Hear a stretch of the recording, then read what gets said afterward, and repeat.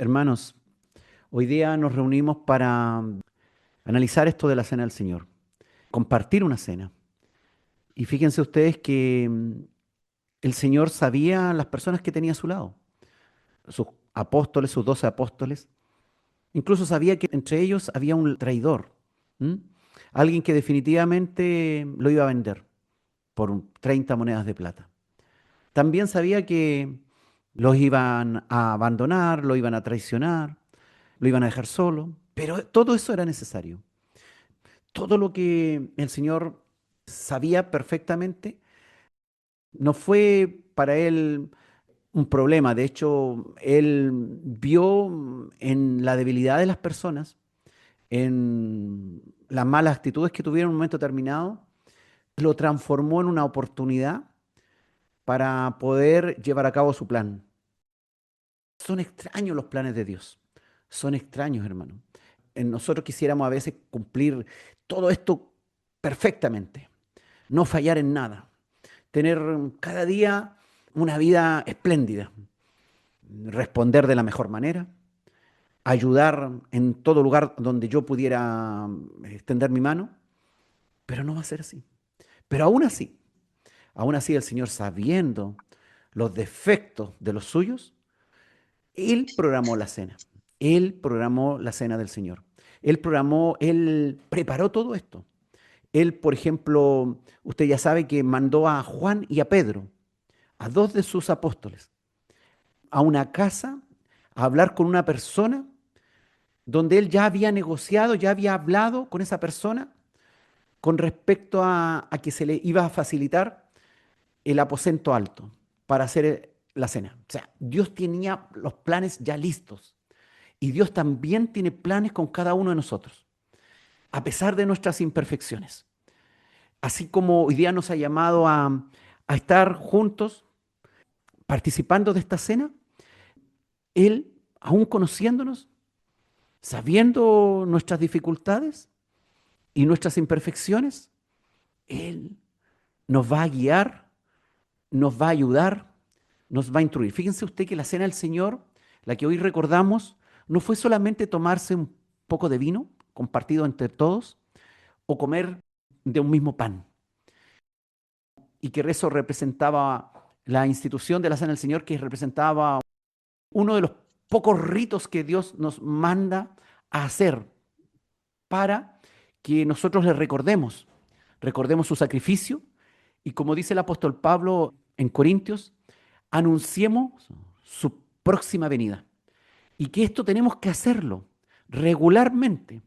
Regularmente nosotros tenemos que estar cenando con un hermano, con otro hermano, con varios hermanos en la iglesia, donde se nos dé la ocasión de hacerlo. Vamos a revisar un poco la escritura y vamos a conversar. Me gustaría que esto fuera ojalá un tiempo diferente a la cena del Señor que hemos vivido antes. Porque fíjense, tratemos de pensar lo que el Señor hizo en el siglo primero. Voy a compartirle la escritura en Lucas capítulo 22, versículo 7 en adelante. Dice, fíjense ustedes la palabra de Dios. Llegó el día de los panes sin levadura, en el cual era necesario sacrificar el cordero de la Pascua. Detengamos un poquito en este versículo. Fíjense ustedes que este día corresponde al día 14 de Nisan. Recuerden ustedes, primero que nada, que el día judío empezaba en el atardecer, en el atardecer. Por lo tanto, cuando se escondía el sol, empezaba el nuevo día. Cuando el Señor cena con sus discípulos, cena la noche del 14 de Nisan, y el día 14 de Nisan a las 3 de la tarde era sacrificado el cordero. Y el día 15 de Nisan, que correspondía a la noche del 15 de Nisan, cuando empezaba el 15 de Nisan, se comían ellos el cordero y cenaban. Pero el Señor programó esta cena una noche antes. ¿Por qué? Porque era necesario que fuera así. Porque Él iba a ser el cordero que iba a ser sacrificado en el día del 14 de Nisan. Por lo tanto, Cuando cenaban ellos regularmente y se comían el cordero y se comían el pan sin levadura, era el día 15 de Nisan, la noche del 15 de Nisan, porque en ese momento el Señor iba a estar en la tumba, iba a estar en la tumba. Entonces era necesario juntarse con sus discípulos la noche anterior, pero del mismo día del sacrificio, porque como les decía, la cena ocurrió de noche en el aposento alto, el día 14 de Nisan, empezando el 14 de Nisan. Y ese mismo día, al amanecer, el Señor es tomado prisionero, es juzgado, es crucificado y Él entrega su vida a las 3 de la tarde del día 14 de Nisan. Y la fiesta de los panes sin levadura era una fiesta que comenzaba, fíjense ustedes, con la fiesta de la Pascua, el sacrificio del Cordero. El día de la Pascua era un día feriado, un día festivo. Y el día siguiente de la Pascua, que correspondía al primer día exactamente de los panes sin levadura, que era el 15 de Nisan, también era festivo. Así que eso es muy importante para que podamos entender todas las injusticias también que se hicieron ese día. Y dice la Escritura que Jesús envió a Pedro y a Juan diciendo, id, preparadnos la Pascua para que la comamos. Pero no es que Pedro y Juan se iban a encargar absolutamente de todo, sino que ya había un plan del Señor Jesús y se había puesto de acuerdo con el dueño del aposento alto. Fíjense usted ahí en Lucas capítulo 22, versículo 9. Entonces Pedro y Juan le dijeron, ¿dónde quieres que la preparemos? Y el Señor les dijo, he aquí, al entrar en la ciudad, os saldrá al encuentro un hombre que lleva un cántaro de agua, seguidle hasta la casa donde entrare. Y decid al padre de familia de esa casa, el maestro te dice, ¿dónde está el aposento donde he de comer la Pascua con mis discípulos? Hay algo muy interesante porque el Señor les da un dato que al entrar en la ciudad de Jerusalén iba a ir un hombre portando un cántaro de agua. Y eso era absolutamente extraño, porque las personas que portaban los cántaros de agua eran las mujeres.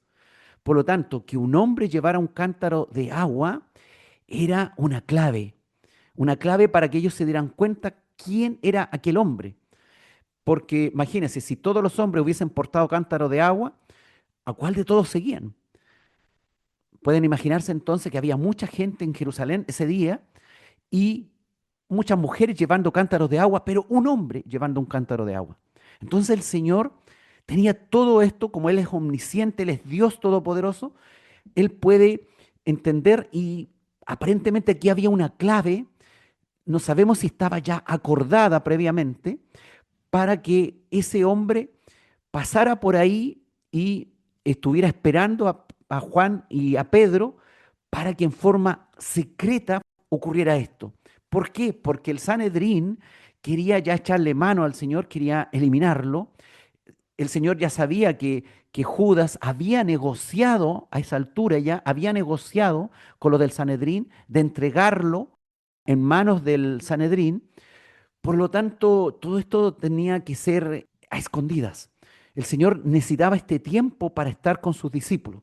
Necesitaba esta cena porque Él no solamente le iba a instruir esta cena del pan y el vino, sino que además iban a tener una cena común, una cena, iban a cenar un cordero, iban a comer panes sin levadura, y Él le iba a hablar muchas cosas. Cuando usted revisa el Evangelio de Juan, por ejemplo, se da cuenta que fue una larga conversación, mucha información que le entregó el Señor en aquella oportunidad. Y entonces le dice a Pedro y a Juan que lleguen a ese lugar y dice entonces, Él os mostrará un gran aposento alto ya dispuesto, preparado allí. Fíjense ustedes, el aposento alto estaba ya listo, estaba ya dispuesto, dice la Escritura, y ahí debían ir entonces Pedro y Juan y me imagino llevar los elementos necesarios para que todo esto funcionara perfectamente. Y dice la Escritura que fueron pues Pedro y Juan y hallaron, como les había dicho, y prepararon la Pascua. Este fue el plan que Dios decidió en un principio, hermano. Fíjense ustedes que esto no fue algo casual. Las cosas de Dios no son casuales. Cuando el Señor te llama hoy día a cenar acá, no es una casualidad. Es algo que el Señor tiene preparado, que Él desea estar contigo. Y tú oíste este llamado, otras personas escucharon, oyeron, pero no quisieron estar por una u otra razón. Pero el hecho que tú hayas estado y estés escuchando esto es porque el Señor quiere hablar algo a tu vida. Porque fíjense ustedes que la cena del Señor no es solamente, como te decía, tomar pan y vino, es escuchar a Dios. Fíjense ustedes que el Señor le va a hablar en esta oportunidad sobre que es necesario que Él muera. Le va a hablar eventos proféticos, le va a decir lo que va a ocurrir en unas horas más. El Señor a veces tiene que avisarnos que van a haber cosas difíciles que van a pasar en nuestra vida. Y Él quiere que nosotros sepamos que van a ocurrir problemas en nuestra vida, que no va a ser fácil, pero Él va a estar con nosotros. Van a ocurrir situaciones complejas. El Señor les anuncia primeramente que Él va a morir, que Él va a ser traicionado. La actitud de todos, incluso la del mismo Pedro, va a ser de traición.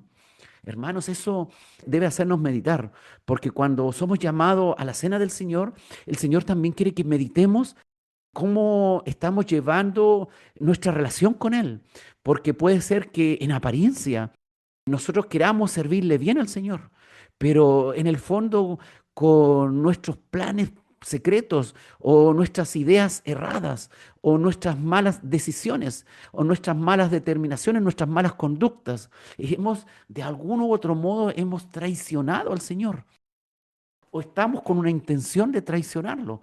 O el Señor nos avisa, nos dice, mira, no te vas a portar muy bien, vas a actuar de mala forma.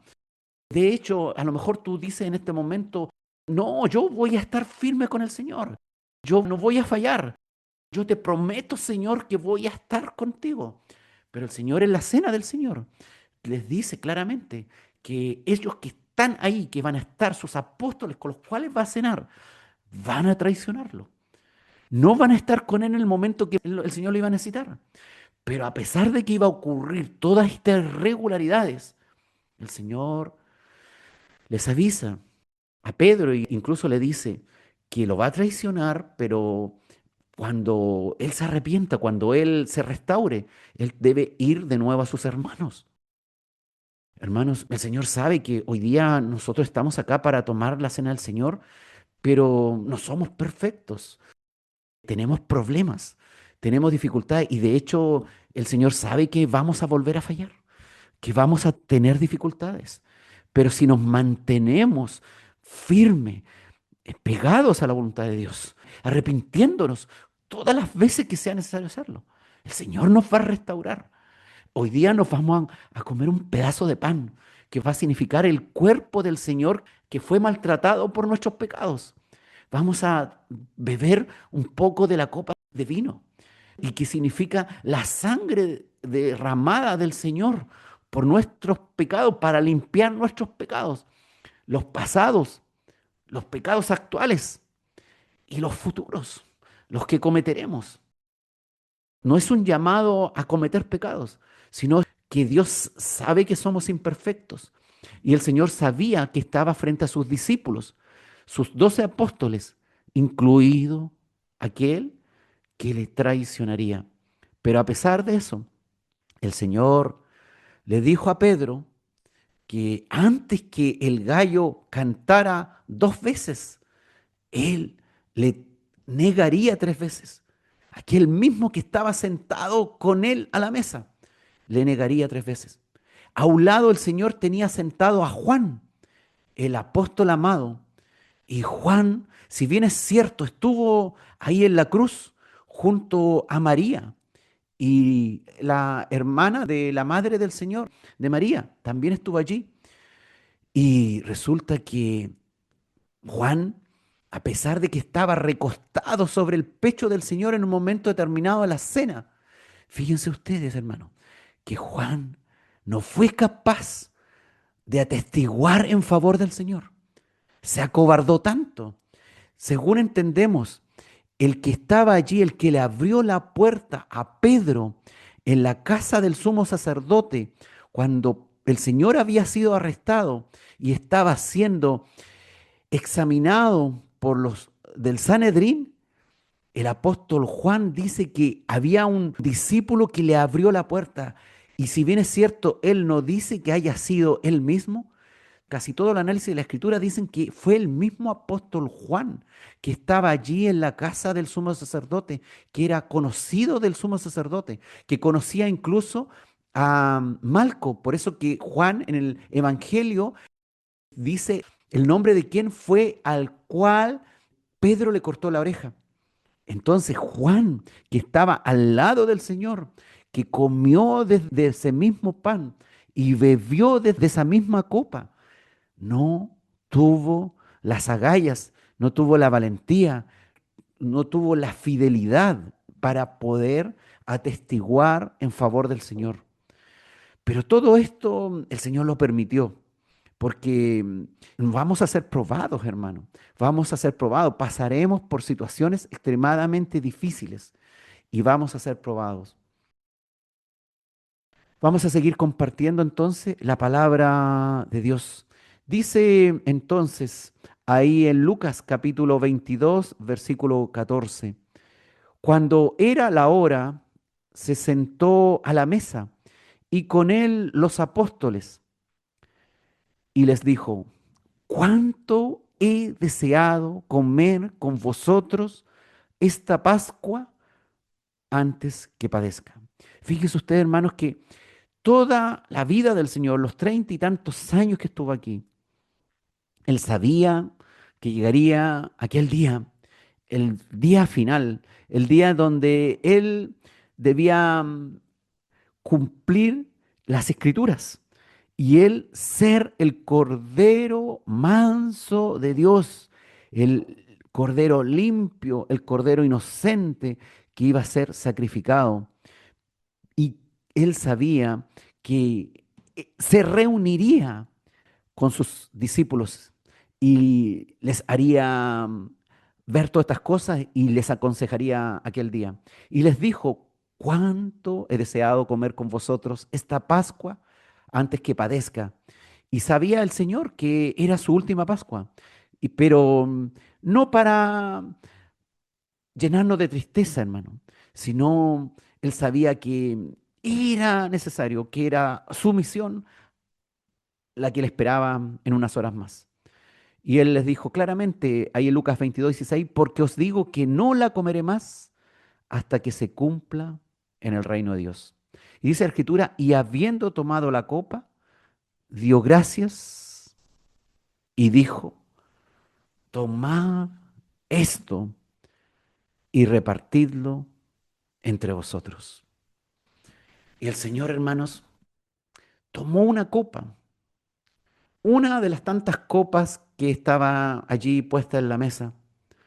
Tomó esa copa, pero esa copa iba a ser una copa especial, porque de esa misma copa ellos iban a beber todos de la misma copa. Esta copa contenía lo que nosotros ahora le llamamos la sangre del Señor, que recordamos a través de este vino. Cuando el Señor bebió de la copa, al final, cuando cada uno de sus discípulos bebió de la copa, ellos no sabían lo que estaban bebiendo, francamente. Ellos solamente tomaron la copa y obedecieron. Porque a veces, hermano, en la vida el Señor nos manda a beber ciertas copas. Copas amargas, copas complejas, copas difíciles. Y si nosotros entendemos que estamos en la perfecta voluntad de Dios y estamos bebiendo la copa que el Señor nos está mandando, el resultado va a ser para mejor si hacemos la voluntad de Dios. El Señor hoy día, recordando aquella cena, nos invita a cenar junto a Él. Y tú, donde estés, en el lugar que estés, puedes ahora entonces tomar tu copa y beber de esa copa que representa la sangre derramada por el Señor Jesús para remisión de nuestros pecados. Esta no es una copa cualquiera. no es algo más que vamos a hacer. Sencillamente es obedecer a Dios, es recordarle, es sentir que Él está hoy día con nosotros, junto a nosotros. Y es el mismo Señor el que te está ofreciendo esta copa como discípulo suyo para que bebas de ella y puedas compartir, en cierto modo, su sufrimiento y puedas paladear el vino que representa la sangre de Jesús derramada allí en la cruz. Hermano, beba su copa. Cuando usted bebe la copa, hermanos, usted está uniéndose en un mismo espíritu con el Señor. Está obedeciendo a Dios y está entendiendo que esta copa que contiene vino representa nuestros pecados que han sido totalmente perdonados, totalmente redimidos por el sacrificio del Señor ahí en la cruz.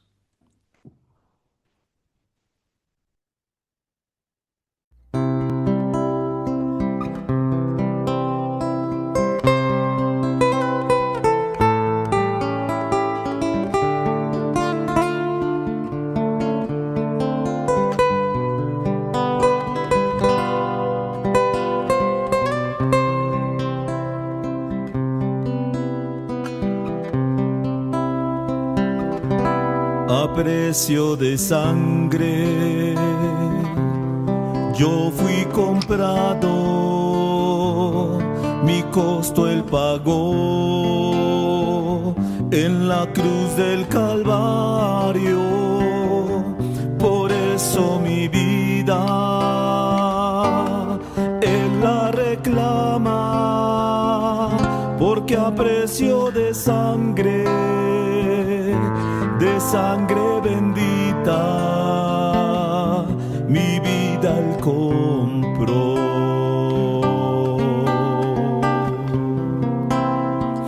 Dentro de mí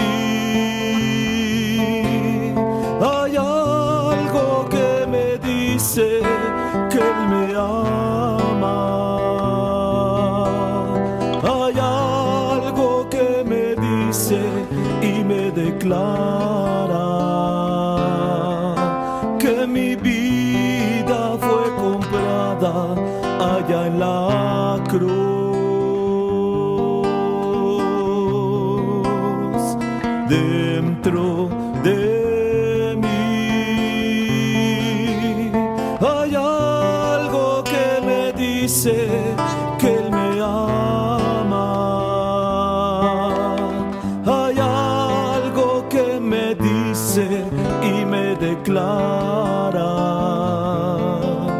que su hijo yo soy por elección.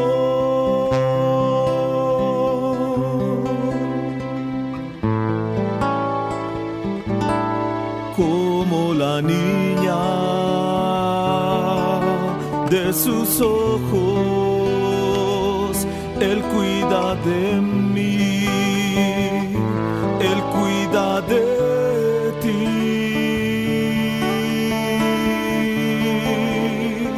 Porque yo soy parte de su ser y mi vida es una parte de él y mi porción es Jesús.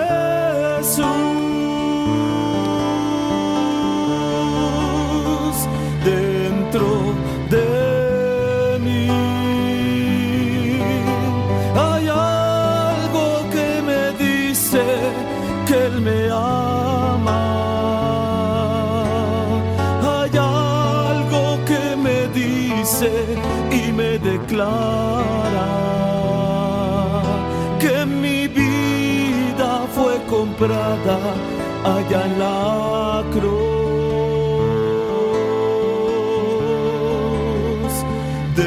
dentro de mí hay algo que me dice que Él me ama. Hay algo que me dice y me declara que su hijo yo soy por elección. Por elección.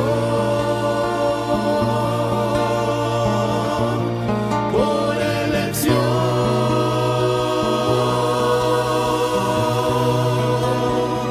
Dentro de mí hay algo que me dice que Él me ama. Hay algo que me dice y me declara que mi vida fue comprada allá en la cruz. Dentro de mí hay algo que me dice que Él me ama. Hay algo que me dice y me declara que su hijo yo soy por elección.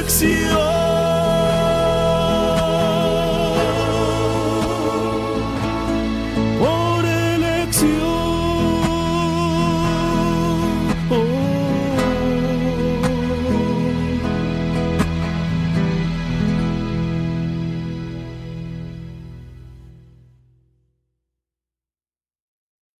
El Señor sabía que alguien tenía que liberarnos, ¿m? Que no podía ser de otra manera porque el mismo Dios estableció que sin derramamiento de sangre no hay remisión de pecados. No hay perdón si no hay derramamiento de sangre. No hay limpieza. Era necesario que ocurriera así. Era necesario que muriera porque la paga del pecado es muerte y nosotros debiéramos haber muerto eternamente. Entonces debían ocurrir estas dos cosas.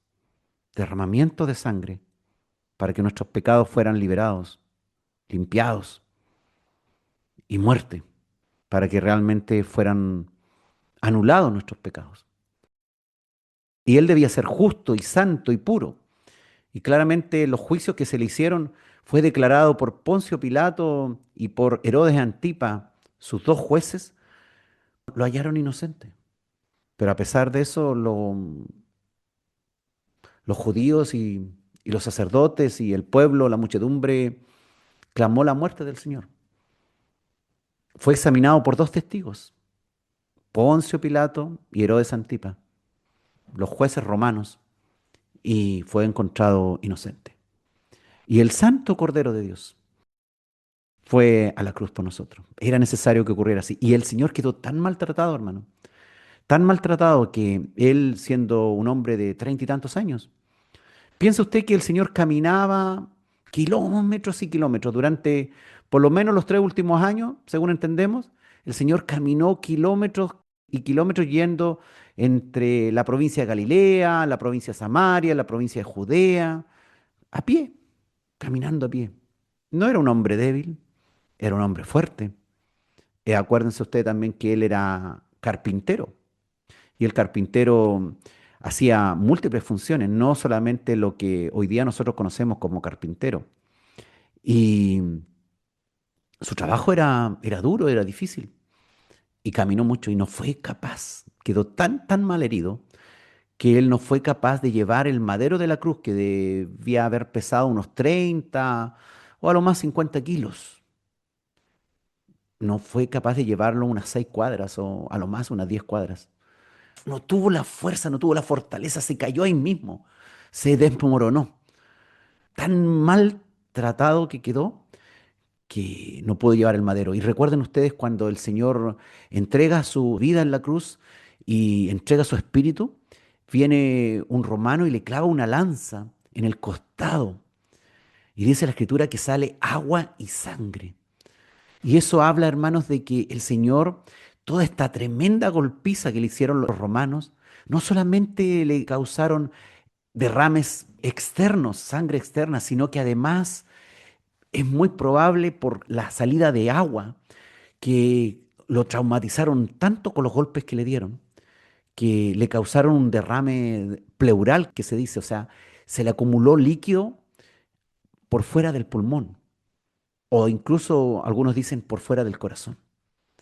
Entonces, el Señor sufrió todo esto y lo hizo todo a sabiendas. Él dejó que el diablo entrara en su discípulo Judas y permitió también que fuera zarandeado Pedro y todos los demás. No pidió ayuda a los ángeles ni a nadie.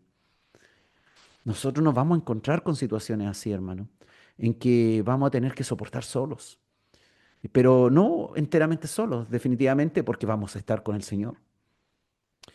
El Señor sabe que tú le has traicionado, sabe que no te has comportado de la mejor manera, pero aún así Él te sigue amando y quiere, igual como en la noche del 14 de Nisan ahí del siglo primero, Él también quiere bendecirte, quiere orar por ti, quiere clamar por ti para que Dios te cuide, el Espíritu Santo te proteja en todo lugar y frente a toda situación.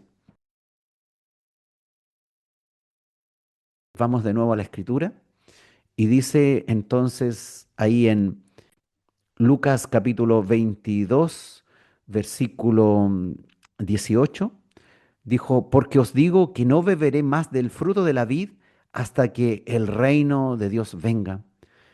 Y hay una promesa entonces en esto.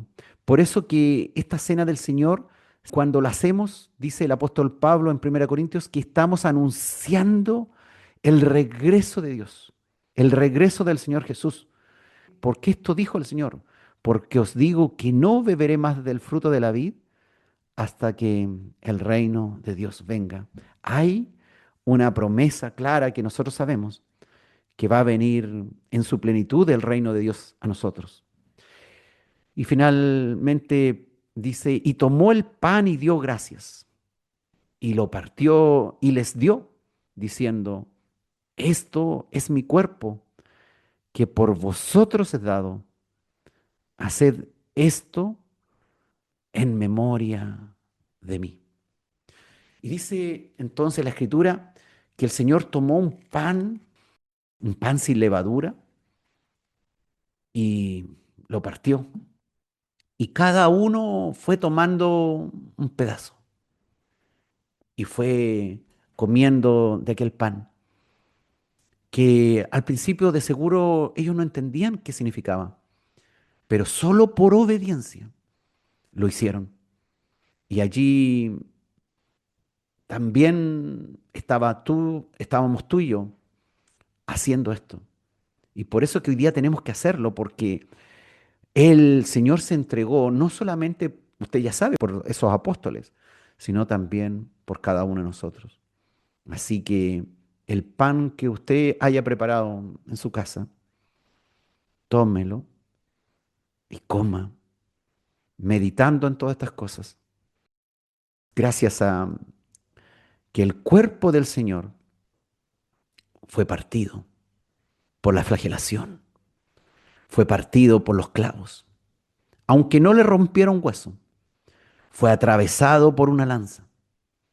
Lo hizo únicamente para que tú y yo podamos algún día recibir un cuerpo glorioso, un cuerpo como el del Señor. Este cuerpo santo y puro que fue partido por el Señor vino a pagar, usted ya sabe, las roturas de nuestro cuerpo que nosotros debiéramos haber padecido.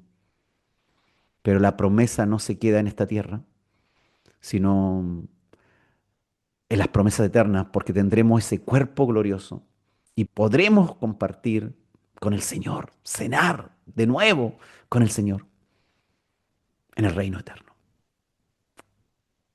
Parta su pan y coma, meditando en estas cosas.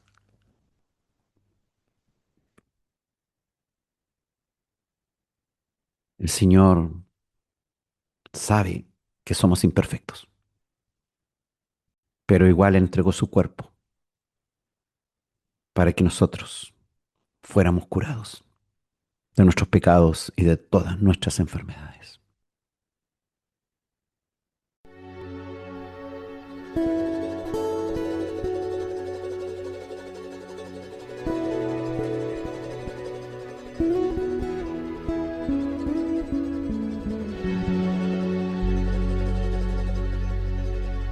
Sangre derramada por mí es la sangre de Jesús.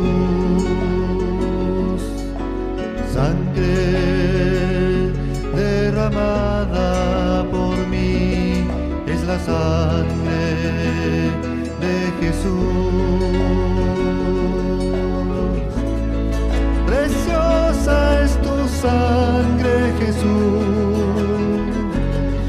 tu sangre me redimió, tu sangre es poder, bendito Jesús. Preciosa es tu sangre, Jesús, tu sangre me redimió.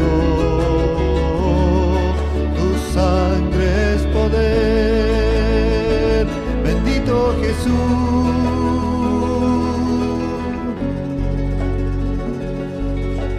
Sangre derramada por mí es la sangre de Jesús.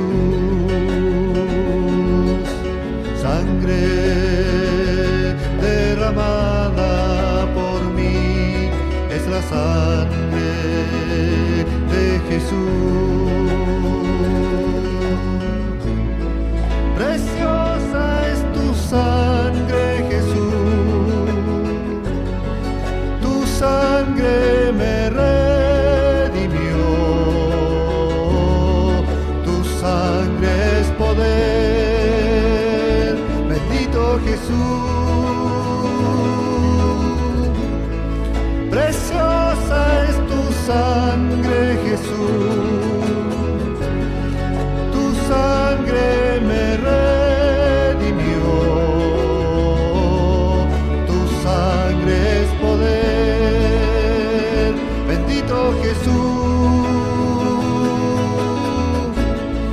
Preciosa es tu sangre, Jesús, tu sangre me redimió, tu sangre es poder, bendito Jesús.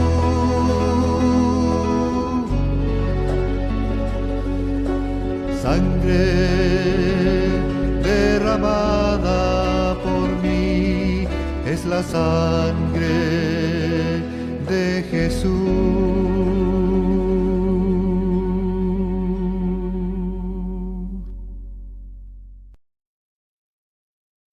El Señor conoce nuestras debilidades, sabe que a pesar de que nosotros nos conmovamos y, y sepamos la palabra, somos débiles, débiles y a veces un poquito inestables. Somos infieles, decimos que vamos a hacer algo y no lo hacemos. Pero vean la bondad del Señor. El Señor sabía todo lo que había ocurrido con sus discípulos, cuánto le habían fallado. Pero me gustaría llevarlos a aquel momento cuando el Señor, en aquella misma noche, cuando cenaron, bendijo a sus discípulos. aquellos mismos que le traicionarían y que serían luego transformadas sus vidas e irían por el mundo entero, a los lugares más lejanos que tal vez alguien podía llegar caminando o en los más precarios medios de transporte. Estos que eran imperfectos, gracias al Espíritu Santo de Dios que sería derramado en ellos, podrían tener luego la fortaleza, la firmeza para soportar tanto sufrimiento que los apóstoles tuvieron que soportar. Y nosotros tenemos ese mismo espíritu. Y probablemente tenemos una vida mucho más liviana que la de los apóstoles. Pero aún así fracasamos. Pero, ¿por qué no revisamos, hermanos, las escrituras ahí en el Evangelio de Juan? Vamos a ir al Evangelio de Juan, capítulo 17. El Señor ora por sus discípulos. Dice la escritura, estas cosas habló Jesús y levantando los ojos al cielo dijo, Padre, la hora ha llegado, glorifica a tu Hijo para que también tu Hijo te glorifique a ti, como le has dado potestad sobre toda carne, para que dé vida eterna a todos los que le diste. Y esta es la vida eterna, que te conozcan a ti, el único Dios verdadero, y a Jesucristo, a quien has enviado. Yo te he glorificado en la tierra, he acabado la obra que me diste que hiciese. Ahora pues, Padre, glorifícame tú al lado tuyo, con aquella gloria que tuve contigo antes que el mundo fuese. He manifestado tu nombre a los hombres que del mundo me diste. Tuyos eran y me los diste, y han guardado tu palabra. Ahora han conocido que todas las cosas que me has dado proceden de ti, porque las palabras que me diste les he dado, y ellos las recibieron, y han conocido verdaderamente que salí de ti, y han creído que tú me enviaste. Y fíjense ustedes, mis queridos hermanos, yo ruego por ellos, no ruego por el mundo, sino por los que me diste, porque tuyos son, y todo lo mío es tuyo, y lo tuyo mío, y he sido glorificado en ellos. Y ya no estoy en el mundo, mas estos están en el mundo, y yo voy a ti. Padre Santo, a los que me has dado, guárdalos en tu nombre, para que sean uno, así como nosotros. Cuando estaba con ellos en el mundo, yo los guardaba en tu nombre. A los que me diste, yo los guardé. Y ninguno de ellos se perdió, sino el hijo de perdición, para que la escritura se cumpliese. Pero ahora voy a ti, y hablo esto en el mundo, para que tengan mi gozo cumplido en sí mismos. Yo les he dado tu palabra, y el mundo los aborreció, porque no son del mundo, como tampoco yo soy del mundo. No ruego que los quites del mundo, sino que los guardes del mal. No son del mundo, como tampoco yo soy del mundo. Santifícalos en tu verdad. Tu palabra es verdad. Como tú me enviaste al mundo, así yo los he enviado al mundo. Y por ellos yo me santifico a mí mismo, para que también ellos sean santificados en la verdad. Mas no ruego solamente por estos, sino también por los que han de creer en mí por la palabra de ellos. Esos somos nosotros, hermano. Para que todos sean uno, como tú, oh Padre, en mí y yo en ti. Que también ellos sean uno en nosotros, para que el mundo crea que tú me enviaste. La gloria que me diste yo les he dado, para que sean uno, así como nosotros somos uno. Yo en ellos y tú en mí, para que sean perfectos en unidad, para que el mundo conozca que tú me enviaste y que lo has amado a ellos como también a mí me has amado. Padre, aquellos que me has dado, quiero que donde yo estoy, también ellos estén conmigo, para que vean mi gloria que me has dado, porque me has amado desde antes de la fundación del mundo. Padre justo, el mundo no te ha conocido, pero yo te he conocido, y estos han conocido que tú me enviaste, y les he dado a conocer tu nombre, y lo daré a conocer aún, para que el amor con que me has amado esté en ellos y yo en ellos. Hermanos, el Señor siempre ha sabido que nosotros íbamos a fallar. El Señor siempre sabía que en el momento de que se requiera fidelidad vamos a ser infieles. Mas aún así ora por nosotros. Aún así clama para que nosotros seamos uno en Él, para que estemos unidos en un mismo espíritu y a pesar de todas nuestras dificultades, promesas incumplidas, debilidades, pruebas, el Señor está con nosotros. Su sangre fluye espiritualmente por nuestras venas. Nuestro cuerpo espiritual, hermano, está creciendo. Nos estamos desarrollando, una nueva criatura espiritual está creciendo dentro de nosotros. Aquí en este cuerpo que se equivoca, aquí está creciendo esa nueva criatura espiritual que está uniéndose con el Señor cada día.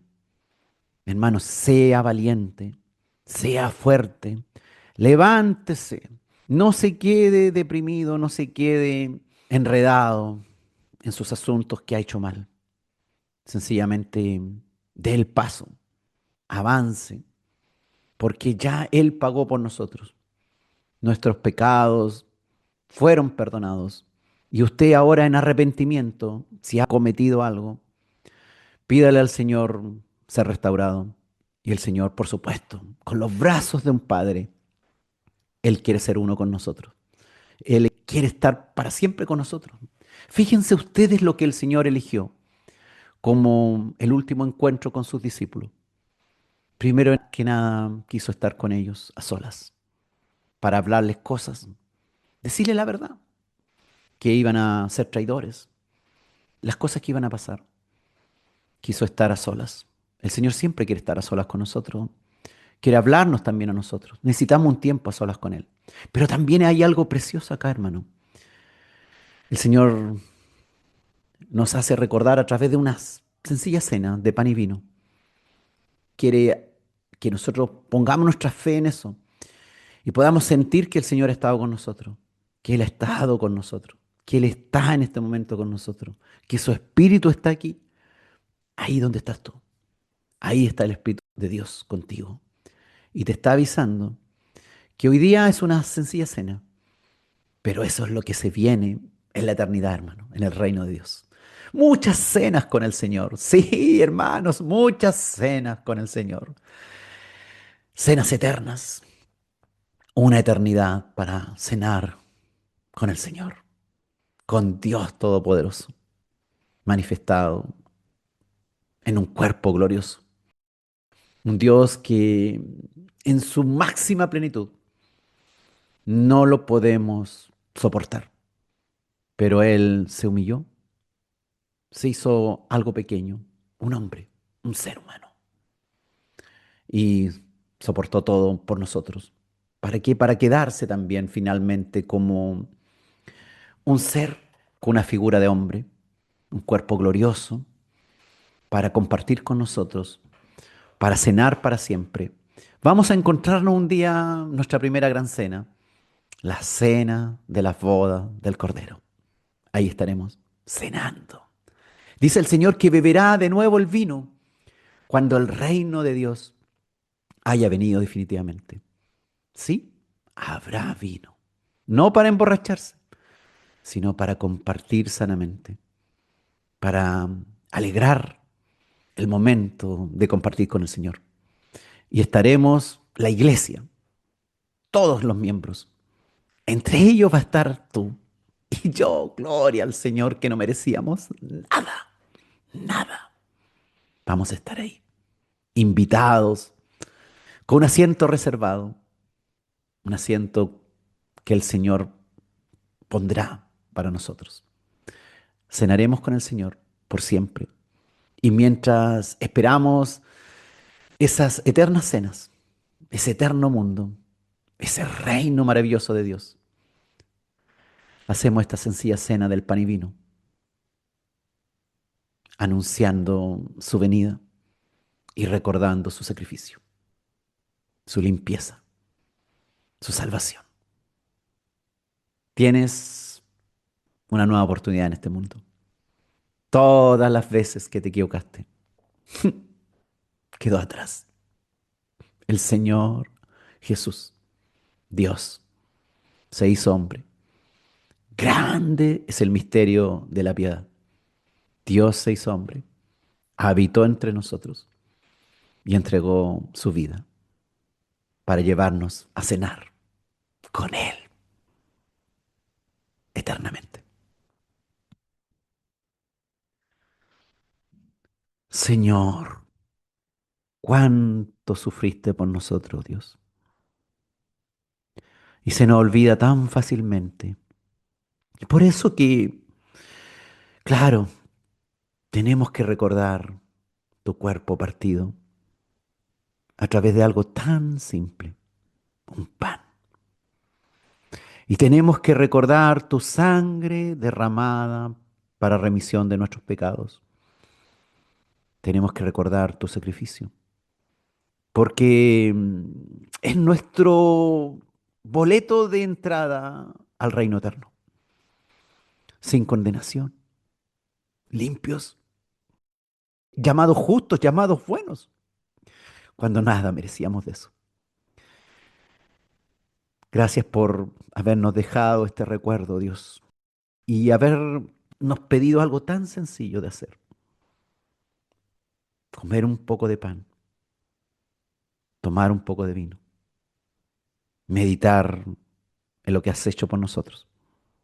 Bendito eres, Dios. Lo complejo del universo lo haces tan, tan simple. Sé que nos entiendes. Sé que a veces no estás muy contento cuando nos portamos mal y no hacemos lo que debiéramos hacer. Pero sé que eres Padre, eres nuestro Padre eterno que nos ama, que nos cuida, que nos aconseja, que quiere compartir un pan con nosotros. Gloria a Dios. El creador del universo se sienta a la mesa a compartir un pan con nosotros, criaturas, que fallamos tantas veces. Gracias, Señor. Gracias por compartir un pan y una copa de vino con nosotros. Nos faltará vida para glorificar y honrar tu nombre, Jesús. En el nombre del Señor Jesús. Amén. Gloria a Dios.